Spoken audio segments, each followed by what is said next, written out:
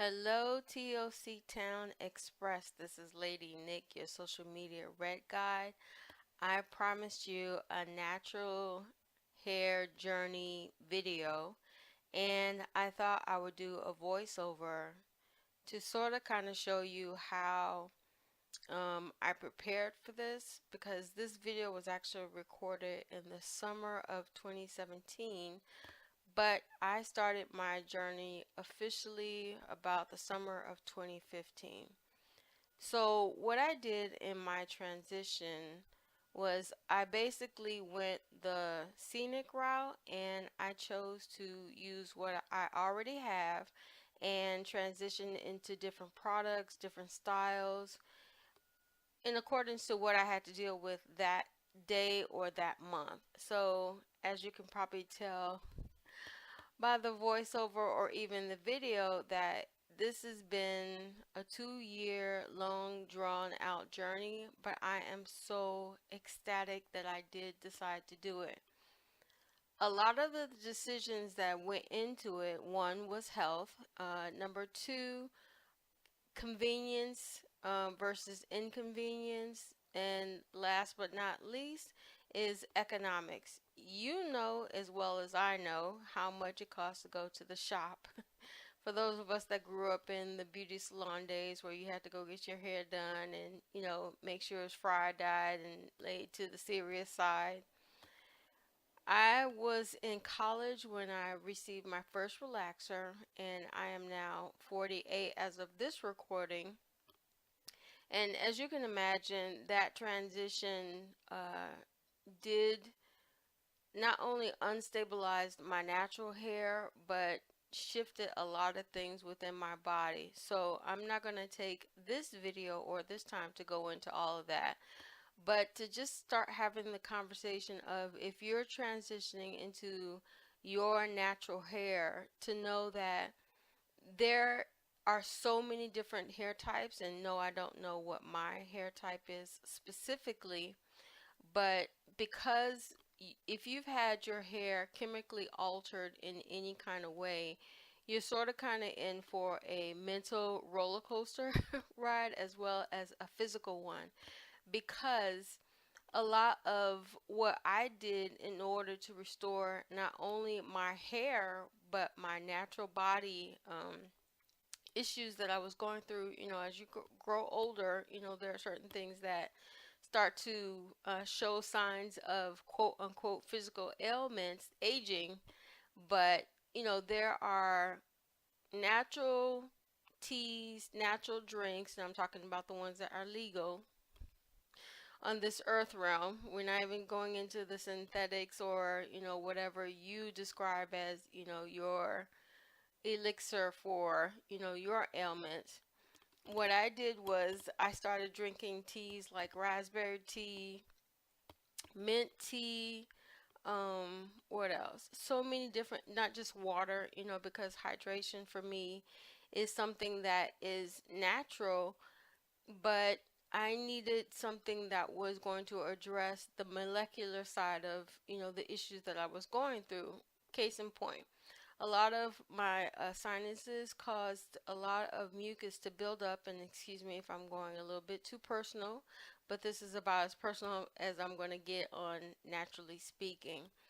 And when if you've ever dealt with a mucus issue, especially in your sinuses, you know that it can cause sinus headaches as well as you to be unfocused and really not dizzy where you lose your sense of balance, which I did. But there's a how can I say, like, how when you wake up in the morning and you're groggy and you're just not, you're sluggish. There you go.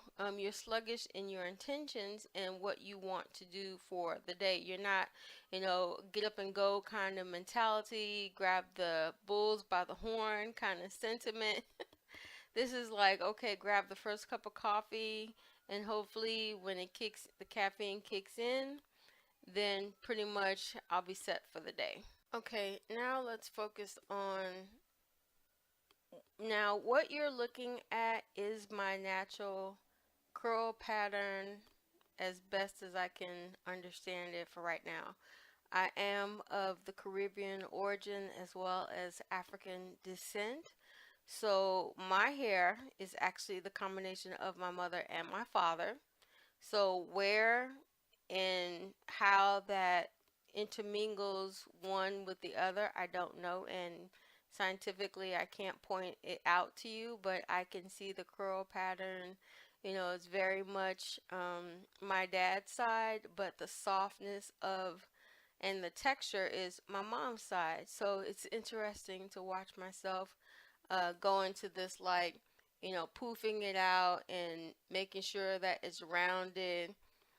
That's my mom's my mom's girly side of me coming out, because a lot of times when you're doing your video blogging and you're editing, I don't know about you, but what I do is I sort of kind of look like I could have did that to my hair, I could have did that to my hair, I could have did this, pulled it there.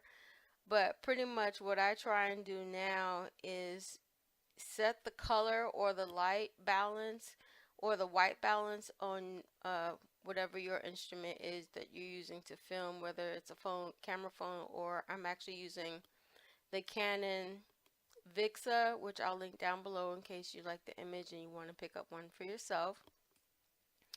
Um, Getting back to this, I noticed my curls were super tight, because I know like my uncles on my dad's side have that curl pattern. So I saw a lot of my family in my hair pattern. So I thought a lot of what I was restoring to, mind you, I didn't have this before the restoration process that I went through for the last couple years. So what I'm seeing now is actually fresh and new to me. My mom tells me that when I was a baby, I had this thick hair. And it's actually the first time that I'm realizing it, how thick it was. And she's even telling me it was thicker than what it is and what you're seeing in this video. So for me, it's like a connection to heritage, a connection to who my family was and yet to come. So a lot of it for me is not only a historical phenomena, it's something that I'm treasuring. So I don't know about you and your journey and where you're at with your um, restoration of what you're doing in your body as well as your hair. But even when I had moments of, having to detangle it and it was getting too tangled for me to deal with, I went to the option of just cutting it off, knowing that it would grow back eventually and I could deal with it. Certain things you can't just cut off or remove from your hair. So that's why I say that this is my journey. You can choose to chop off certain um, portions of it, but other portions I chose to let it grow out. And I didn't do the big chop until like close to last year. What I was dealing with was the delicate intersection between the relaxed hair and the natural hair. And my stylist was letting me know that that's the point where your hair is going to break off. So not only did I have to be really careful about how I styled my hair at that time, but extra careful in conditioning it, taking extra steps to making sure that the natural hair coming in was softened, by just treating it with natural. I shouldn't say natural that loosely. It was the shampoo that I used even when I had relaxed hair. So it was the same shampoo, but what I would do is certain spa days, I would just sit in and allow my hair to be conditioned for the 15-20 minutes and just air dry. So I know I went over the 10-minute mark of what I promised, but just to let you know, this is the beginning of many future conversations for me as I plan more staycations for 2018. If you'd like to join me in the conversation, just let me know in the comment section down below. I'd be glad to answer my questions, or what relates specifically to me. As far as the general African American population, I really can't answer those questions for you. But I hope at least you've taken into perspective or into thought that this journey doesn't have to be detrimental, but allow it to process your life and heal certain issues that you may have encountered. I'm Lady Nick, your social media red guide for TLC Town Express. Until the next time we meet face to face, take care.